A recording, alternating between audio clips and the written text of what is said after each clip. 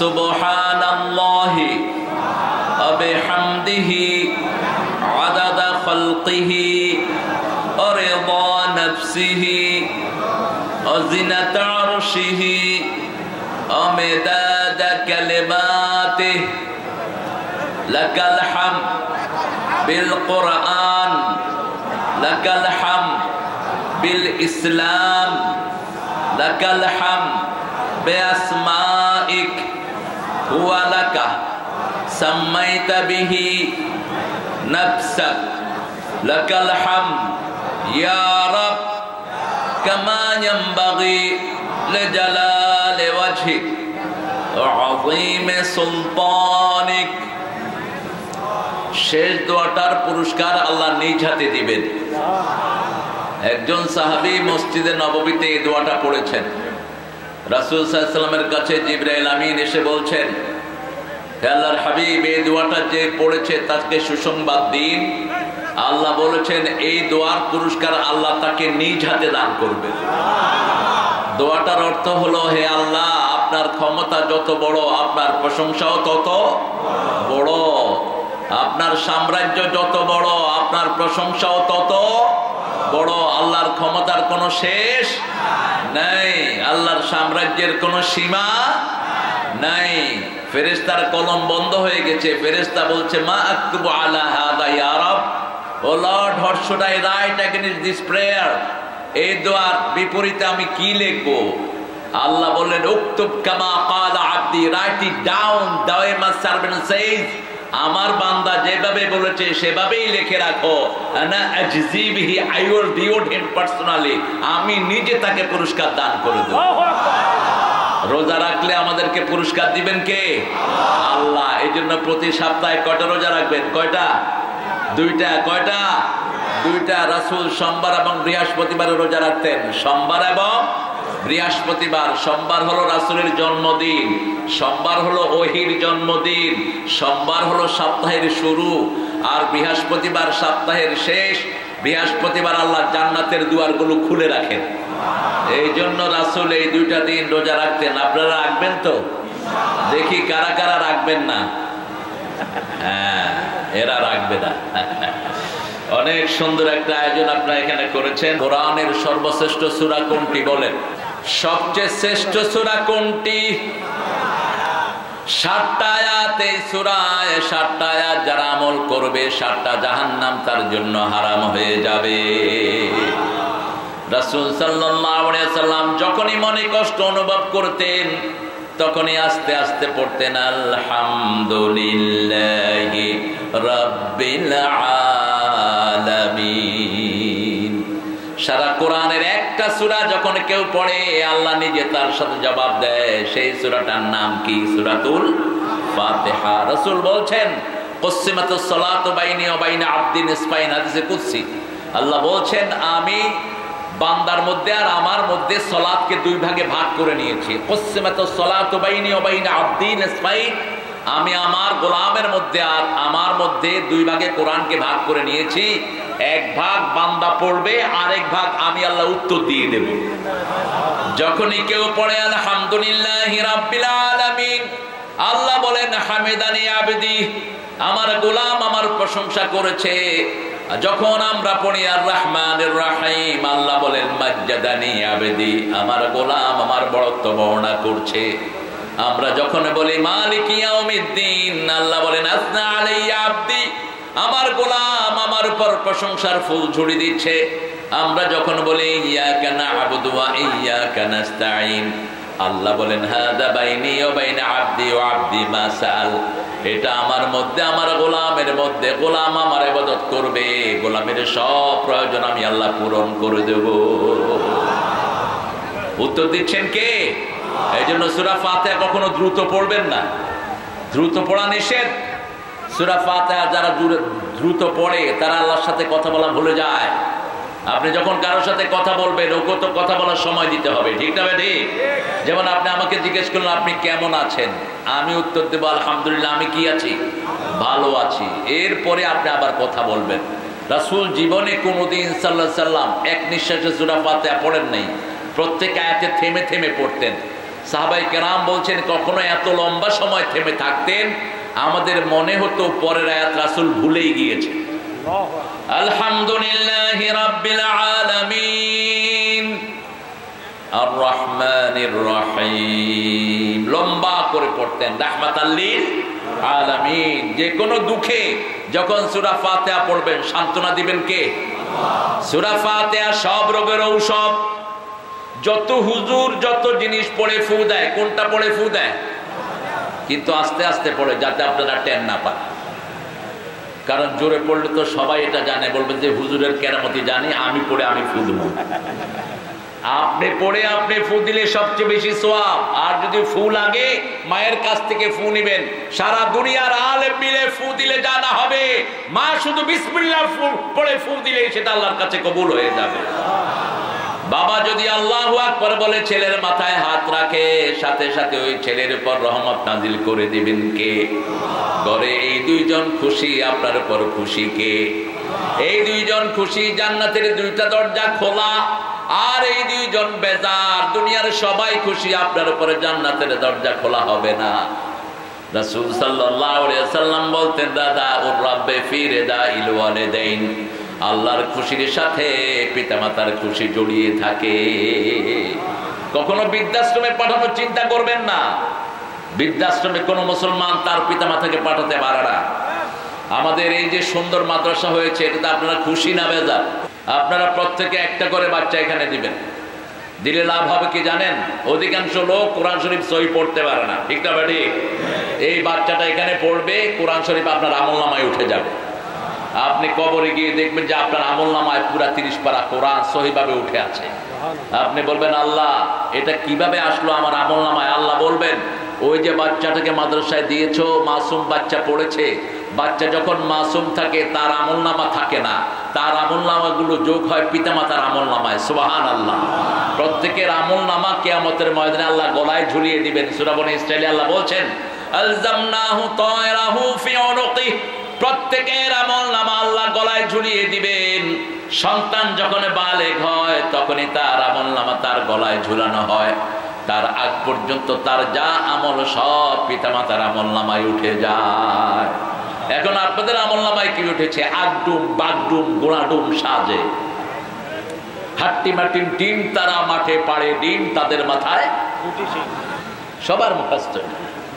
আর যারা ইংলিশ মিডিয়ামে পড়েন, twinkle twinkle little star how are you I wonder up above the sky so high like a diamond in the sky, এগুলো কি? আর যারা মাদ্রাসায় পড়ে তার পিতামাতা তার আমলনামায় উঠেছে আউযু বিল্লাহি মিনাশ শাইতানির বিসমিল্লাহির রাহমানির। এই যে ছেলে তেলাওয়াত করছে বনী ইসরাইল থেকে, সুবহানাল্লাযী আসরা বিআবদিহি লাইলাম মিনাল মাসজিদিল হারাম ইলাল মাসজিদিল আকসাল্লাযী বারাকনা হাওলা লিনুরিয়াহু মিন আয়াতিনা ইন্নাহু হুয়াস সামিউল বাসীর। এর পিতামাতার আমলনামায় উঠে গেছে। সুবহানাল্লাহ বলতে ইচ্ছা করে না? বাচ্চা দিবেন তো? দিবেন তো? পৃথিবীর প্রথম জিনিস আল্লাহ মানুষকে জ্ঞান শিক্ষা দিয়েছেন। কি দিয়েছেন? ওয়া আল্লামা আদামাল আসমাআ কুল্লাহা। যত কিছুর নাম আমরা দেখি আজকের পৃথিবীতে, যা কিছু নাম দেখছি সব নাম আদম আলাইহিস সালামকে শিখিয়ে দিয়েছেন কে? আল্লাহ শিখিয়ে দিয়েছেন। ফাতালাক্কা আদামু মির রাব্বিহি কালিমাত। আবার আদমের জিহ্বার ভিতরে আল্লাহ একটা কালেমাও দিয়ে দিয়েছেন। কালেমাটা দিলেন অনেক পরে। জ্ঞানের কথা আগে আল্লাহ জ্ঞান শিক্ষা দিয়েছেন। আল্লাহ বলছেন জ্ঞানের মালিক আমি। আর রহমান, পড়েন, আর রহমান আল্লামাল কুরআন খালাকাল ইনসান আল্লামাহুল বায়ান। জ্ঞান না থাকলে কোনো কিছু করা সম্ভব। জ্ঞান আছে দেখি আপনারা এখানে এসে ভরপুর হয়ে গেছেন। আপনাদের আজকে বাজারের দিন, বাজারের চেয়ে বেশি এখানে সওয়াব বেশি না কম? বাজারে মানুষ বেশি না শয়তান বেশি? রাসূল বলছেন বাজারে শয়তানের একটা সামিয়ানা থাকে। এই যে আপনারা যে সামিয়ানার নিচে বসে আছেন, এই সামিয়ানার নিচে যে পড়ে সে বাজারে শুধু ঘুরতেই থাকে। দেখবেন যে শুধু ঘুরে 2 ঘন্টা পর্যন্ত কিচ্ছু কিনে না। এরকম লোক আছে না নাই? বাজার হলো পৃথিবীর সবচেয়ে নিকৃষ্ট জায়গা, কিন্তু এই বাজারে যারা ঈমানের সাথে থাকতে পারে, আমানতদারিতার সাথে থাকতে পারে। রাসূল সাল্লাল্লাহু আলাইহি ওয়াসাল্লাম বললেন নবীদের সাথে সিদ্দিকিনদের সাথে তারা জান্নাতি হয়ে যাবে। বাজারে ঈমান রক্ষা করা সহজ না কঠিন? কঠিন, খুব কঠিন। কিন্তু সেখানে যদি ঈমান রক্ষা করতে পারেন, ওজনে ভেজাল না করেন, কাউকে 2 নম্বর জিনিস না দেন, তাহলে আপনার জায়গা হবে নবীদের সাথে আল্লাহর জান্নাতুল ফেরদাউস। এই জন্য বাজারে আমরা যখনই ঢুকবো আমরা দোয়া পড়ে ঢুকবো, আল্লাহ যাতে আমাদেরকে শয়তান থেকে হেফাজত করে।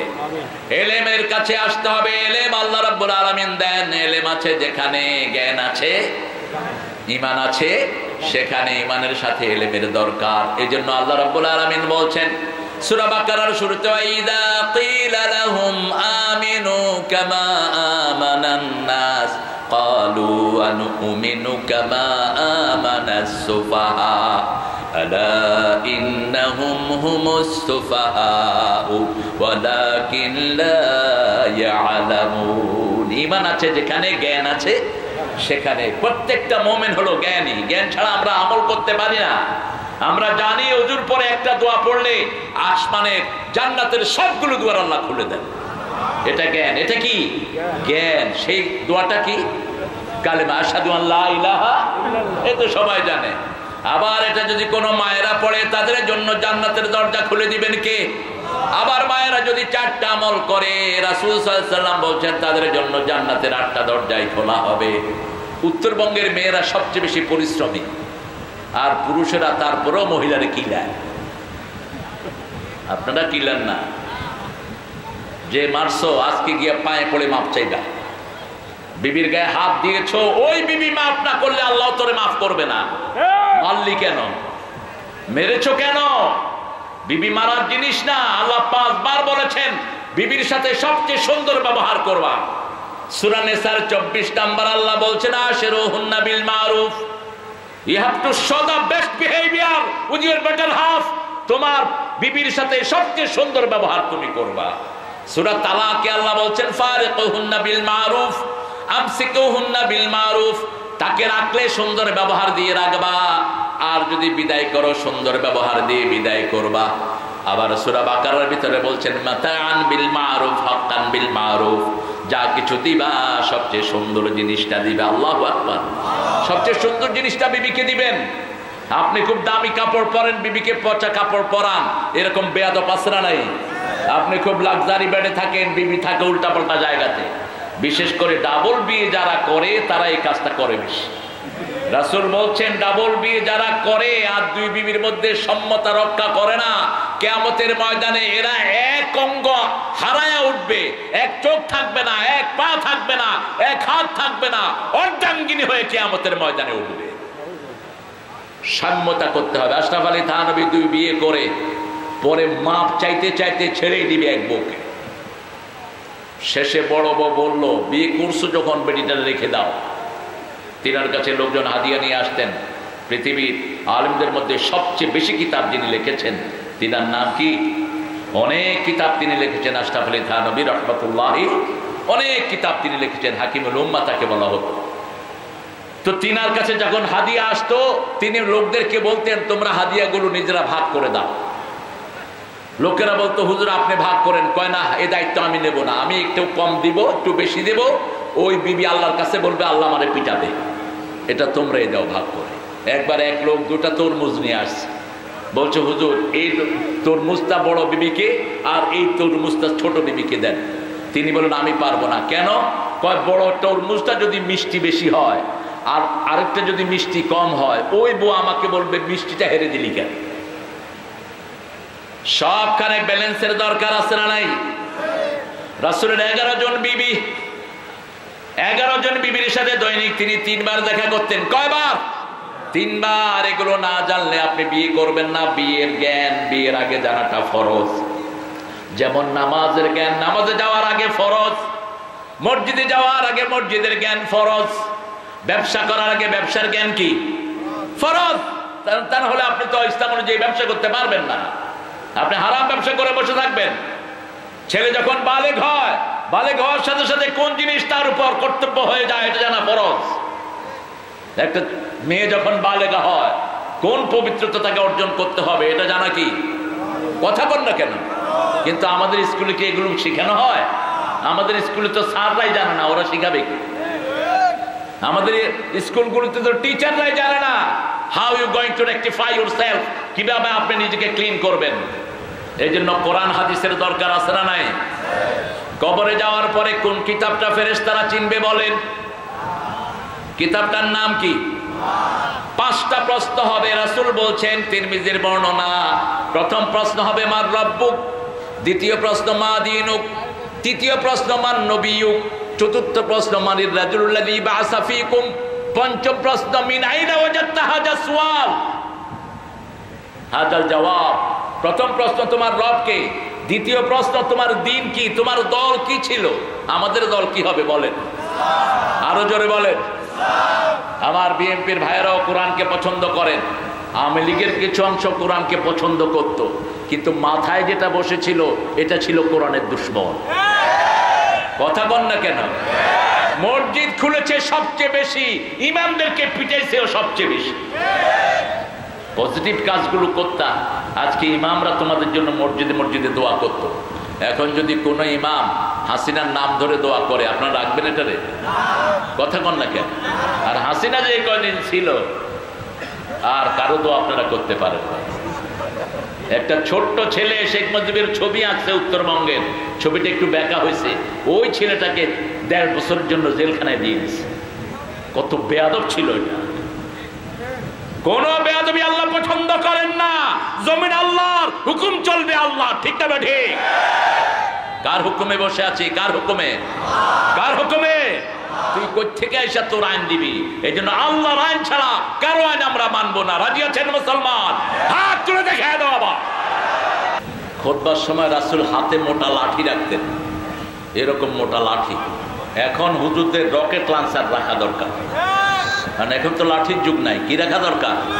Rocket launcher. তোমার মামুন বাড়ি আসছো তুমি, আমি কোরআনের কথা বলবো, তুমি উঠে চলে যাবা, বদদোয়া দিয়ে দেবো, ঘরে শীত হয়ে পড়ে থাকবা 6 মাস, উঠবা না, খবরদার। আল্লাহ বলছেন, মানুষকে যখন বলা হয় তোমরা ঈমান আনো, যেমন ঈমান এনেছেন সাহাবায়ে কেরাম। কারা? সাহাবায়ে কেরাম। আহারে, বেলালের মতো গরিব কেউ আছেন এখানে? আছেন কেউ? কিন্তু বেলালের মতো সম্মানী পৃথিবীতে কেউ আসবে না।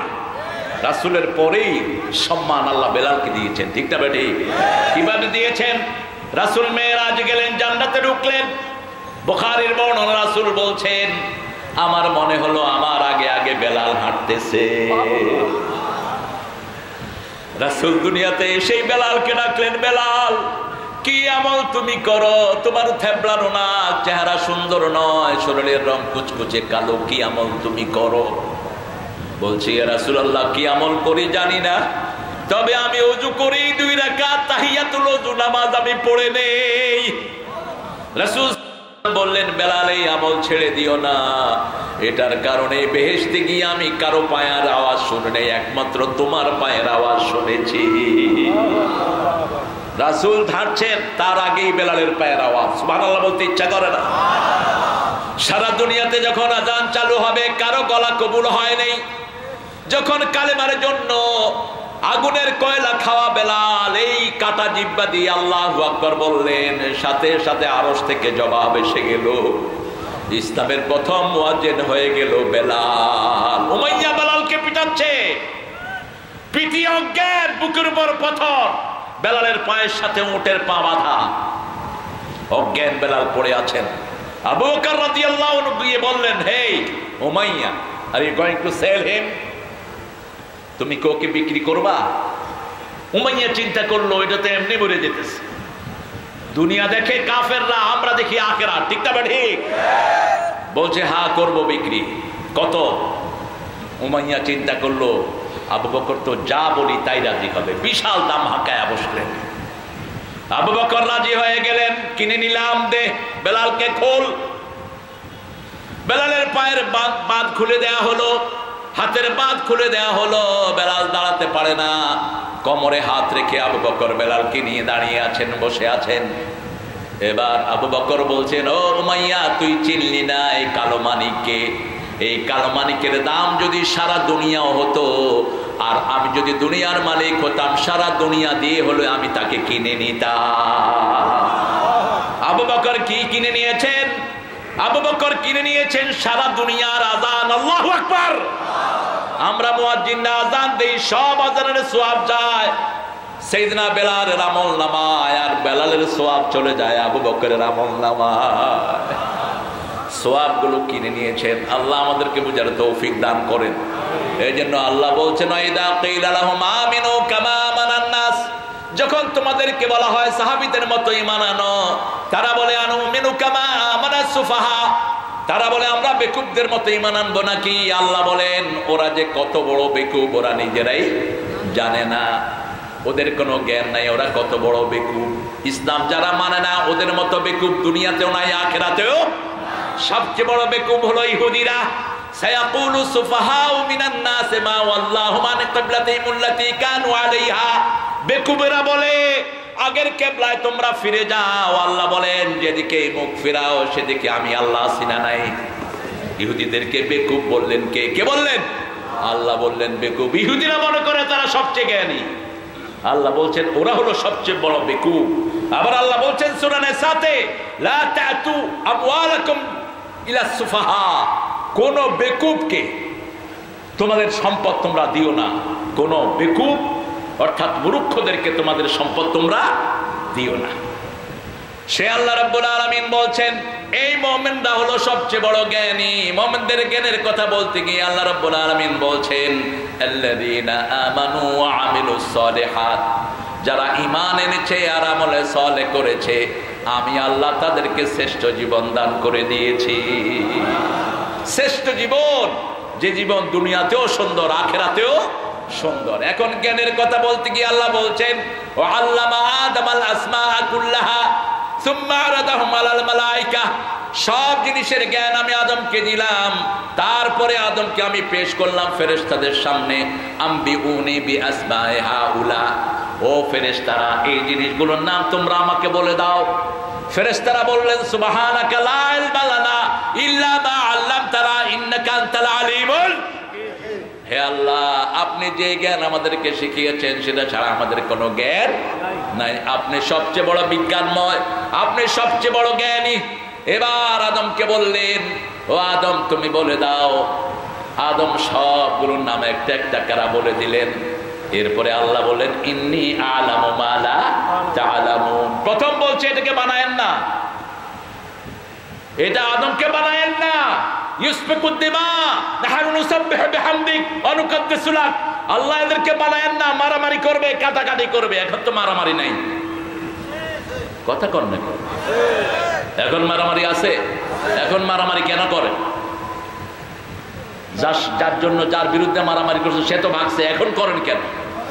আহারে এখন বিএনপি আর জামাত লাগছে। দেখ জামাত একদিকে চরমনায়া জামাত সহ একটা ঐক্য করার চেষ্টা করছে, আর এদিকে বিএনপি লাগছে উল্টা দিকে, বিএনপির সাথে চলে যাচ্ছে হেফাজত। কেন একসাথে হন না? আমরা নামাজিরা একসাথে হই না, তাহলে বাংলাদেশের সুখ কেউ ছিনিয়ে নিতে পারবে না। ঠিক না ঠিক? কারণ 5 আগস্টের আগে আমরা তো সবাই একসাথে রক্ত দিয়েছি। ঠিক না ঠিক? যেখানে বিএনপির রক্ত সেখানে জামাতের রক্ত, সেখানে আলেমদের রক্ত, হেফাজতের রক্ত।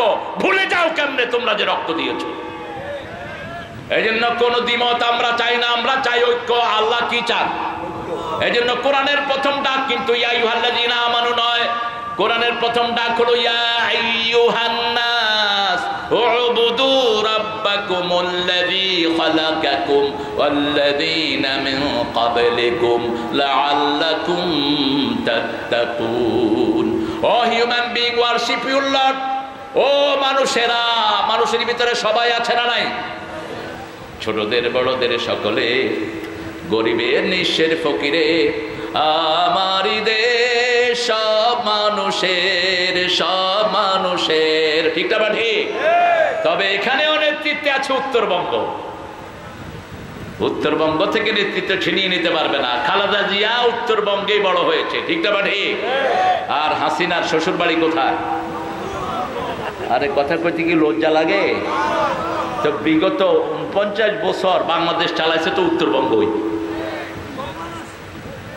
উত্তরবঙ্গে আগে মঙ্গা ছিল, এখন মঙ্গা দূর করে দিয়েছেন কে? আল্লাহ দূর করে দিয়েছেন। উত্তরবঙ্গের সম্পদ বাড়ছে না কমছে? কেন? উত্তরবঙ্গের লোকেরা অল্পে খুশি হয়। দেখেন না, কানির উপরে উঠলে এক রেট, নিচে থাকলে আরেক রেট।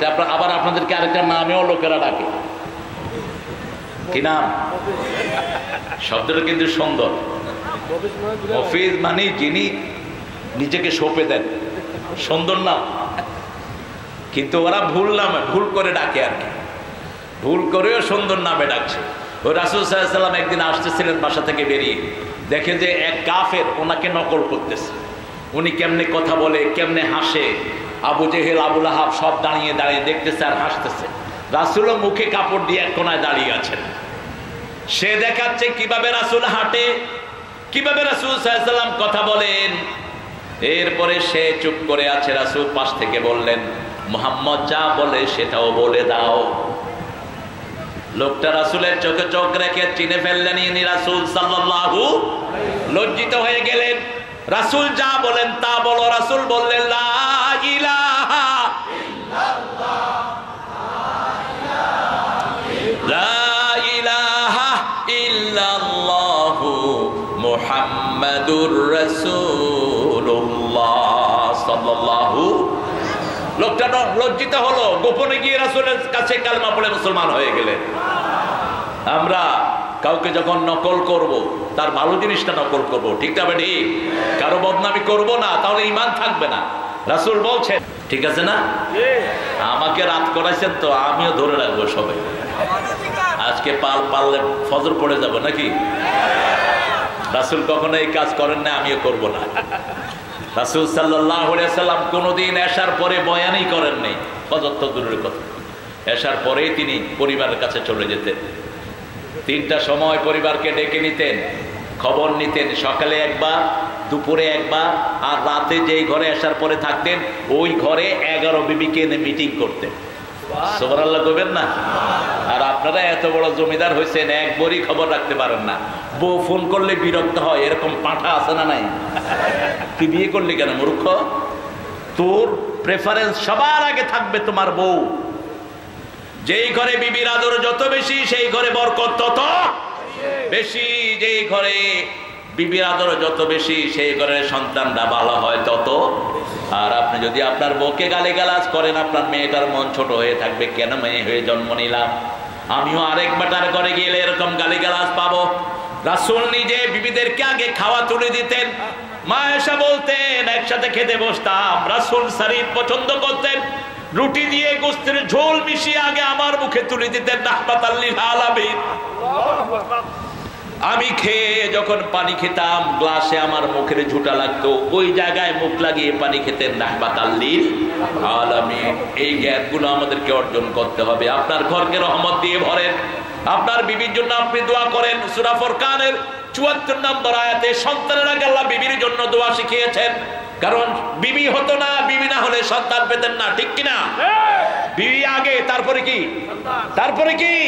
ইসলামী শরীয়ত বলছে তোমার বিবি যদি জীবন মরণাপন্ন হয়, বাচ্চা নিও না, আগে বিবিকে বাঁচাও, আগে বিবিকে বাঁচাও।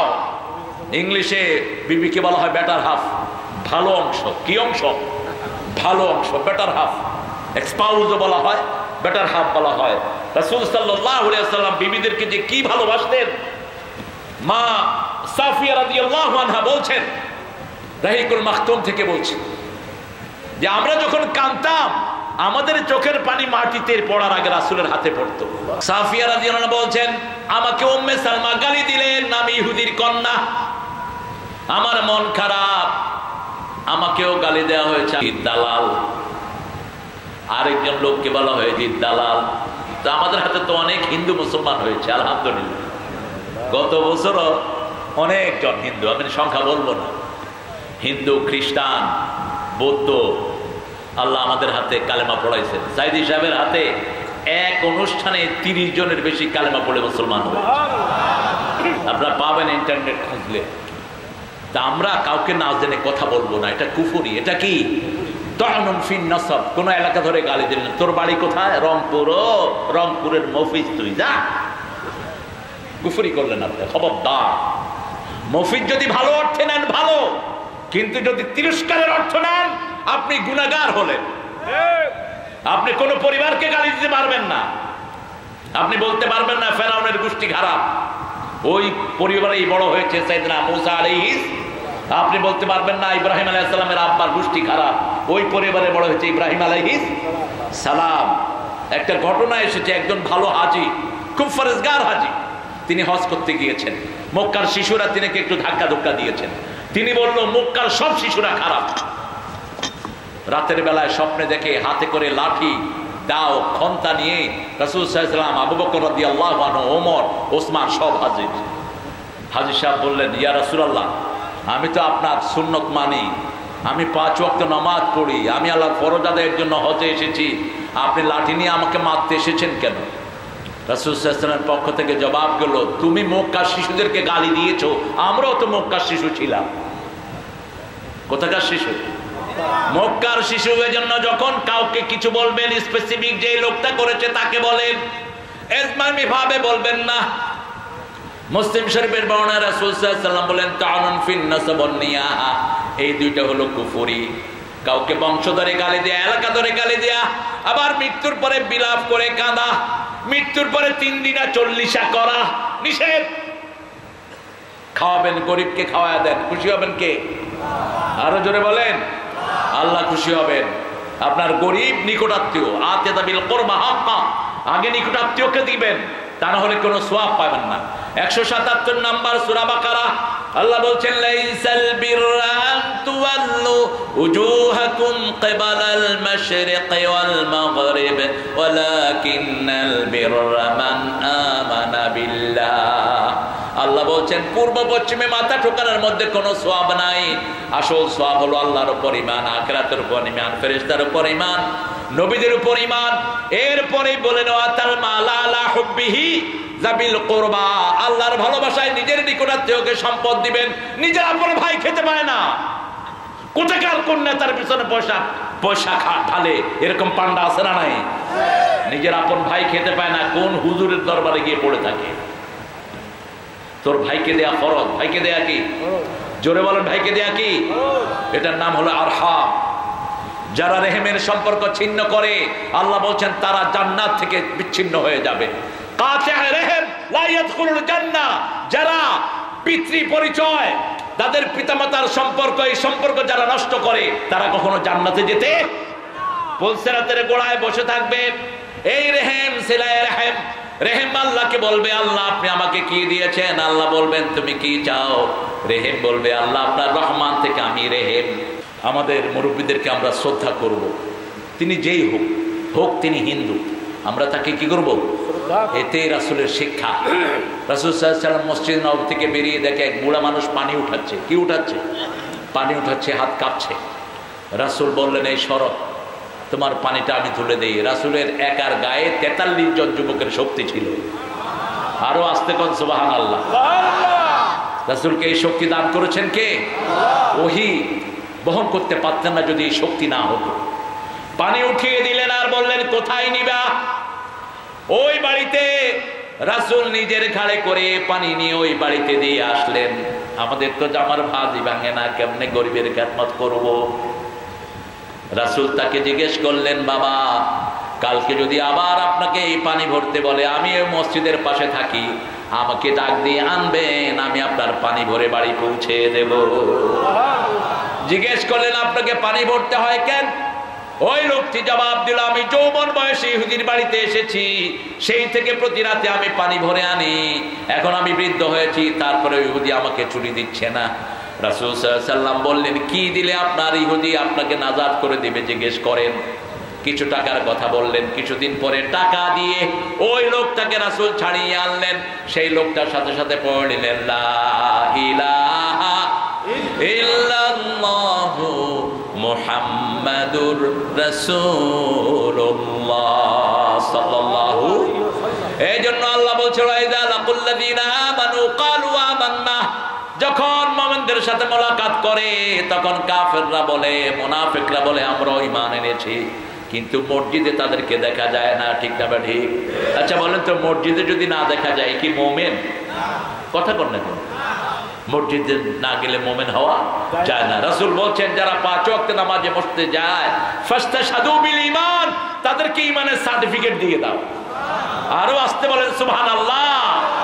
আবার রাসূল বলেছেন যারা মসজিদে যাওয়ার জন্য ওযু করে, কি করে? ওযু করে। ওযুর প্রথম পানি যখন হাতে লাগায় হাতের গুনাহগুলো ঝরে যায়। যখন কুলি করে মুখের গুনাহ ঝরে যায়। যখন মুখ ধোয় মুখের গুনাহ ঝরে যায়। যখন পা ধোয় পায়ের গুনাহ ঝরে যায়। মাথা মসো করে মাথার গুনাহ ঝরে যায়। আর যখনই ঘর থেকে বের হয় তার গুনাহগুলো সব সম্পূর্ণ মাফ হয়ে যায়। এখন সে মসজিদের দিকে আগায় আর জান্নাত তার দিকে আগাতে থাকে। 5 ওয়াক্ত নামাজ যারা জামাতে হাজির হয় রাসূল বলেছেন আল্লাহ তাদের জন্য জান্নাতটাকে সাজায়া দেয়। যাবেন তো 5 ওয়াক্ত মসজিদে?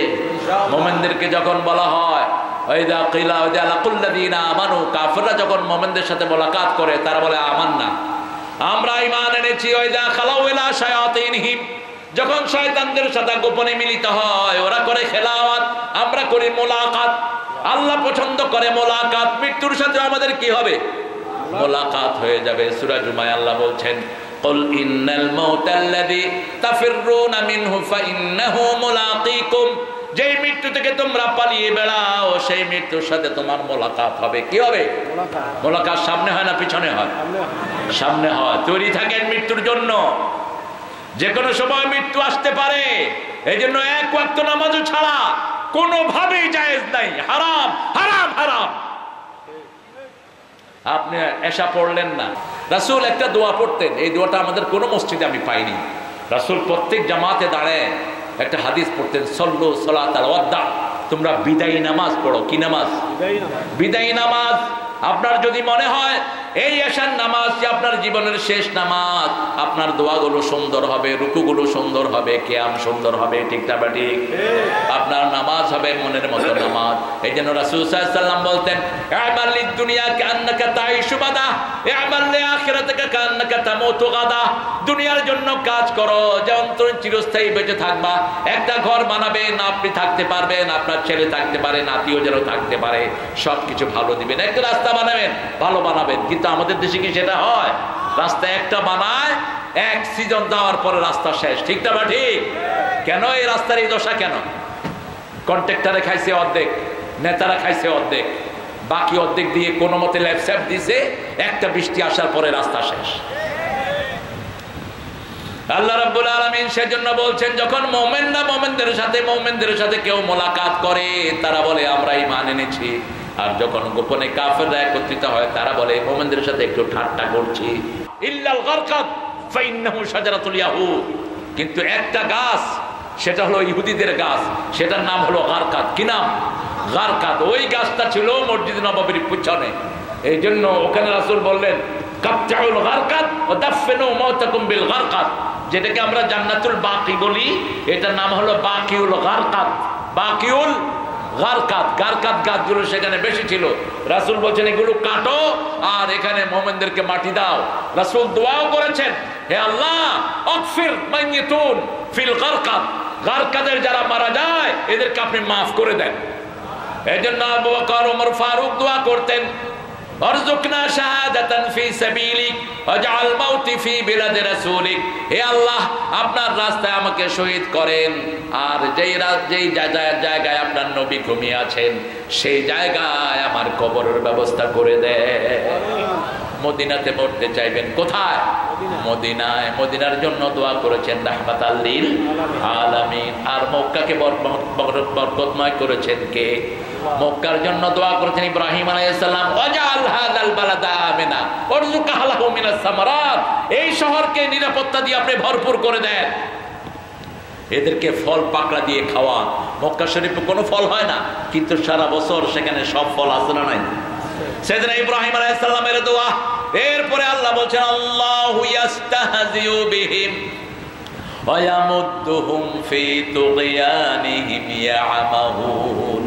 আল্লাহ রাব্বুল আলামিন বলছেন মুমিনরা মন খারাপ করো না, কাফেরদেরকে ঠাট্টার পাত্র বানিয়ে দিবেন কে? এর চেয়ে বড় ঠাট্টা কি হতে পারে? একজন লোক মারা যায়, একটা লোক ইন্না লিল্লাহ পড়ে না। একটা লোক মারা যায়, নিচে দিয়ে কিছু লোকে লেখে আরেকটা উইকেটের পতন। কিরে উইকেটের পতন? না, কারো মৃত্যুতে আলহামদুলিল্লাহ পড়বেন না, খবরদার, নিষেধ। কারো মৃত্যুতে না, রাসূল সাল্লাল্লাহু আলাইহি ওয়াসাল্লাম মসজিদে নববীতে বসা, একটা লাশ যাচ্ছে, রাসূল সাল্লাল্লাহু আলাইহি ওয়াসাল্লাম দাঁড়িয়ে গেলেন। সাহাবায়ে কেরাম বলেন, ইয়া রাসূলুল্লাহ, হাদা মাইতাতুল ইয়াহুদ, this is the dead body of Jewish person. এটা একজন, রাসূল সাল্লাল্লাহু আলাইহি ওয়াসাল্লাম বলেন, হোক সে ইহুদি, সে মানুষ, সে কি কথা বলেন না, সে মানুষ, তার জন্য সম্মান প্রদর্শন করলাম। কারো মৃত্যুতে আপনি খুশি হবেন না, আলহামদুলিল্লাহ বলবেন না, কারণ প্রত্যেক মৃত্যুই কারো না কারোর জন্য বেদনার হয়ে যাবে, ঠিক না ঠিক? এই জন্য আপনি তার বেদনায় অন্তত অনুকম্পা পেশ করেন। সে কুফরের উপর মারা গেছে, তার হিসাবটা আল্লাহর কাছে। কার কাছে? আল্লাহর কাছে। কিন্তু আপনি বারদিকটা হাতে তুলে নিয়েন না।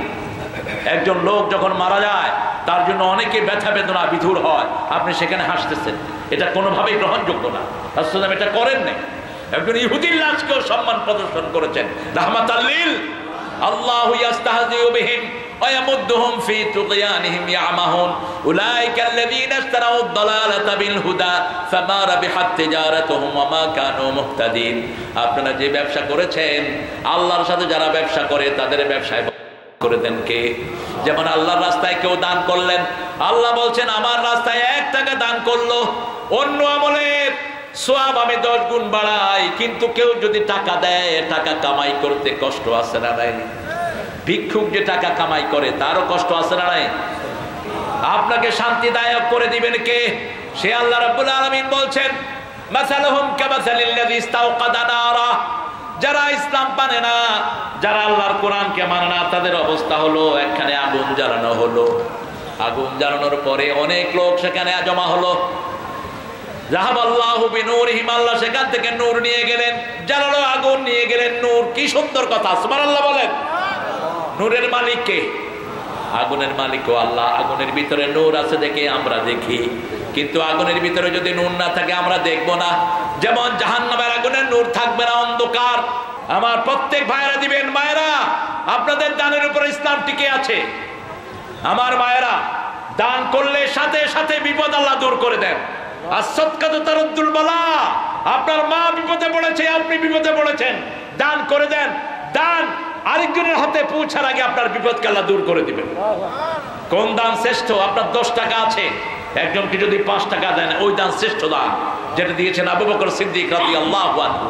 সেজন্য দান যেখানে, আল্লাহ বলছেন আল্লাযীনা ইউনফিকুনা ফী সাবিলিল্লাহি কামাসালি হাববাতিন আমবাতাত 7 সানাবিল ফী কুল্লি সুমবুলাতিন মিয়াতু হাব্বা ওয়াল্লাহু ইউদাঈফু লিমান ইয়াশা ওয়াল্লাহু ওয়াসিউন আলীম।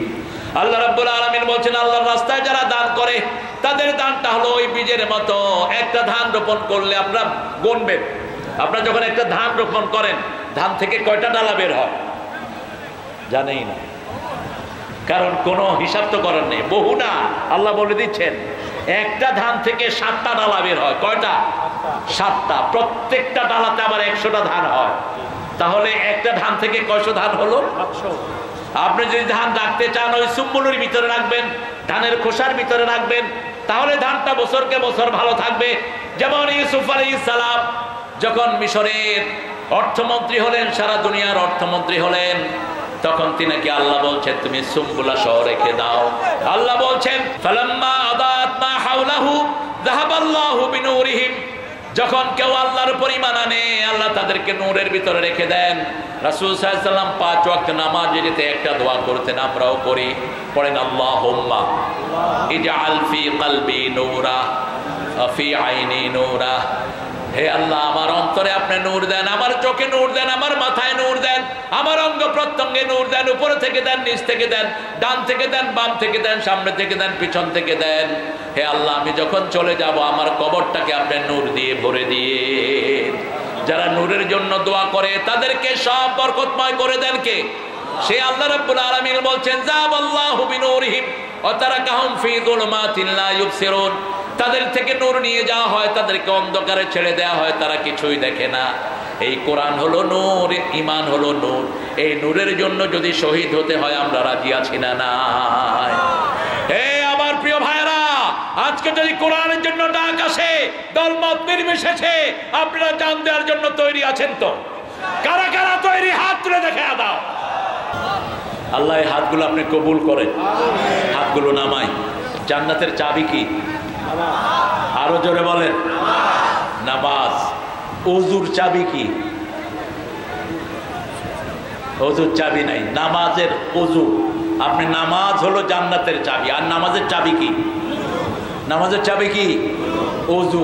ওযু যারা সুন্দর করে করে, যতটুকু ওযুর পানি পৌঁছে এই সব জায়গা কিয়ামতে সূর্যের আলোর চেয়ে বেশি আলোকিত হয়ে যাবে। সাইয়েদনা আবু হুরায়রা যখন এই হাদিসটা জানলেন, তিনি বগল ধুইতেন। রাসূল সাল্লাল্লাহু আলাইহি ওয়াসাল্লাম বলেন, ফালিয়াজদাদু গুরুরাহুম, তোমরা তোমাদের ওযুর চাকচিক্য বাড়াও। ওযু করে কখনো মুছবেন না। নবী সাল্লাল্লাহু আলাইহি ওয়াসাল্লাম কখনো ওযু করে মুছতেন না। যতক্ষণ ওযুর পানি গায়ে থাকে গুনাহ ঝরতে থাকে। মুসলিম শরীফের বর্ণনা, রাসূল সাল্লাল্লাহু আলাইহি ওয়াসাল্লাম বলছেন, যখন শেষ ফোঁটাটা ঝরে যায়, আখিরি কাতরিল মা, শেষ গুনাহটা আপনার শেষ ওযুর পানির সাথে নিচে পড়ে যায়। এজন্য যখনই মন খারাপ হবে কি করবেন? আরো জোরে বলেন। যখন গুনাহ হয়ে গেল কি করবেন? ওযু করবেন। ওযু করলেই গুনাহ মাফ করে দেন কে? যখনই কোনো গুনাহ করে ফেললেন, এক সাহাবী রাস্তা দিয়ে হাঁটছেন, দেখলেন একজন মেয়ে হাঁটতেছেন, তিনি ওই মেয়েকে গিয়ে চুমু দিয়ে ফেললেন। কথা বলবো না, এখন বিরাট অপরাধ। রাসূলের কাছে এসে গোপনে বলছেন, ইয়া রাসূলুল্লাহ, আমি তো এই অপরাধ করে ফেলেছি। রাসূল সাল্লাল্লাহু আলাইহি ওয়াসাল্লাম কি বলবেন? রাসূল বলছেন, তুমি সালাত আদায় করো। সালাত আদায়ের পরে রাসূল সাল্লাল্লাহু আলাইহি ওয়াসাল্লাম তাকে ডাকলেন, ওই লোকটা কোথায়? ইন্নাল হাসানাতি ইউযহিবনাস সাইয়্যাত। যখন কেউ কোনো গুনার পরে ভালো কাজ করে, তার গুনাহটা দূর করে দেন কে? আল্লাহ দূর করে দেন। রাসূল সাল্লাল্লাহু আলাইহি ওয়াসাল্লামের কাছে ওহী নাযিল হলো, ইযা ফাআলু ফাহিশাতান আও যালামু আনফুসাহুম যাকারুল্লাহা ফাস্তাগফিরু লিযুনুবিহিম ওয়া মান ইয়াগফিরুয যুনুবা ইল্লাল্লাহ ওয়া লাম ইউসিররু আলা মা ফাআলু ওয়া হুম ইয়ালামুন। আল্লাহ রাব্বুল আলামিন বলছেন, ইযা ফাআলু ফাহিশাতান আও যালামু আনফুসাহুম, যখন কেউ কোনো ফাহিশা কাজ করে অথবা নফসের উপরে জুলুম করে, যাকারুল্লাহ, সাথে সাথে জিকির করবে কার? সাথে সাথে পড়ে লা ইলাহা ইল্লাল্লাহ, সুবহানাল্লাহ, আলহামদুলিল্লাহ, আল্লাহু আকবার, লা ইলাহা। বেলালের মতো গরীবকে রাসূল বলতেন, আনফিক ইয়া বেলাল, বুখারী হাদিস, লা তাখশা মানজিলানু শাইকালালা, হে বেলাল তুমি দান করো, তুমি মনে করো না আরশের মালিক গরীব। আল্লাহু আকবার। সেই বেলালকে রাসূল বলতেন, কেন? দান করলেই যা দান করেন তার 700 গুণ বাড়িয়ে দেন কে? দুনিয়াতেও দিবেন, আখিরাতেও দিবেন। সেই জন্য যখনই আপনি কোনো কাজ, পরীক্ষায় যাচ্ছেন, পরীক্ষার রেজাল্ট ভালো হোক, কিছু দান করে যান, দেখবেন আল্লাহ ভালো রেজাল্ট দিয়ে দিবেন। যে কোনো কাজে যান, দান করে যান, আল্লাহ আপনার ভালো রেজাল্ট দান করে দিবেন। রাসূল সাল্লাল্লাহু আলাইহি ওয়াসাল্লাম বলছেন, যারা দান করে কিয়ামতের ময়দানে এই দানগুলো আলোর বাতি হয়ে তাদেরকে ঘিরে রাখবে। আপনার দান যত বেশি হবে তত বেশি আলোর বাতি আপনি পাবেন কিয়ামতের ময়দানে। রাসূল সাল্লাল্লাহু আলাইহি ওয়াসাল্লাম বলছেন, যারা পিতামাতার জন্য দোয়া করে না, তাদের পিতামাতার কবরে আলো জ্বলে না। একজন সাহাবী এসে রাসূলকে বললেন, ইয়া রাসূলুল্লাহ, আমি দেখলাম আব্বা আম্মার কবর অন্ধকার। রাসূল বললেন, তুমি তোমার পিতামাতার জন্য দোয়া করা শুরু করো। সন্তান দোয়া করা শুরু করলো, রাব্বিরহামহুমা, পড়েন, রাব্বিরহামহুমা কামা রাব্বায়ানি সগীরা। আমার মা গেছে চলে, আমার বাবা গেছে চলে, দুজনারে জান্নাত দিও তোমার আরশ তলে। মা বাবা, রাসূল মা বাবার কথা বলেই কাঁদতেন, অঝরে কাঁদতেন, রাহমাতাল লিল আলামিন। পিতামাতার জন্য দোয়া করবেন। কিছুদিন পরে সাহাবী আবার স্বপ্ন দেখলেন, পিতামাতার কবরে বাতি আর বাতি। রাসূলের কাছে এসে বলছেন, ইয়া রাসূলুল্লাহ সাল্লাল্লাহু, আমি দেখলাম আমার আব্বার কবরে বাতি। রাসূল বলছেন, প্রত্যেকটি দোয়াতে আল্লাহ একটি করে নূরের বাতি তোমার আব্বা আম্মার কবরে জ্বালিয়ে দেয়। মৃত্যুর পরে কবরটা অন্ধকার থাকবে। এখানে যেতে হলে প্রথম ওযুর আলো নিয়ে যেতে হবে, নামাজের আলো নিয়ে যেতে হবে। আল্লাহ রাব্বুল আলামিন সেই জন্য বলছেন, ইয়া আইয়ুহান নাস উবুদু রাব্বাকুম, হে মানুষেরা ইবাদত করো কার? আল্লাহর ইবাদত করো। ইবাদত কাকে বলে? ইবাদত মানে হলো জন্ম থেকে মৃত্যু পর্যন্ত কথা শুনতে হবে কার? পায়খানায় গেলেও ইবাদত আছে না নাই? কোন পা দিয়ে ঢুকবেন? হ্যাঁ, বাম পা। কিন্তু যখন খেতে পায়খানা করবেন